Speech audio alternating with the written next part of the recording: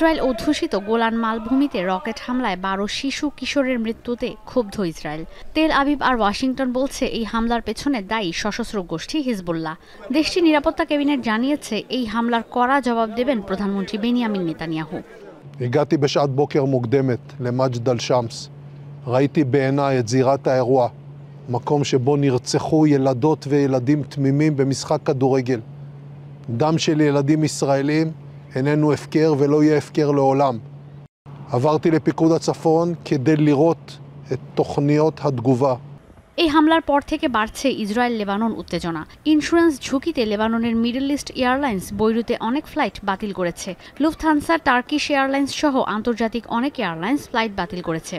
Beirut Rafiq Hariri আন্তর্জাতিক বিমানবন্দর লেবাননের একমাত্র বিমানবন্দর। গৃহযুদ্ধের সময় থেকে এই বিমানবন্দর হামলার অন্যতম লক্ষ্য। ২০০৬ সালে ইসরায়েল হিজবুল্লাহর সংঘাতেও ক্ষতিগ্রস্ত হয়েছে এই বিমানবন্দর।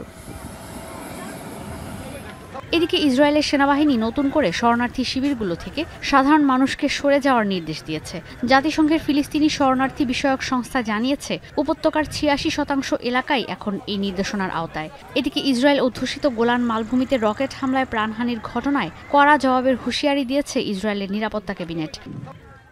গাজায় চলমান ইসরায়েলের সেনা অভিযান কোনোভাবেই বন্ধ না হওয়ায় দেশটির প্রধানমন্ত্রী বেনিয়ামিন নেতানিয়াহুকে হিটলারের সঙ্গে তুলনা করেছে তুর্কি। রিসেপ তাইয়েপ এরদোয়ান বলেছেন, লিবিয়া আর নাগোর্নো কারাবাখের মতো ইসরায়েলেও প্রবেশ করে পরিস্থিতি নিয়ন্ত্রণে আনা সম্ভব। যুদ্ধবিরতি নিয়ে কোনো সিদ্ধান্ত ছাড়াই শেষ হয়েছে ইসরায়েল, কাতার, মিশর আর যুক্তরাষ্ট্রের আলোচনা।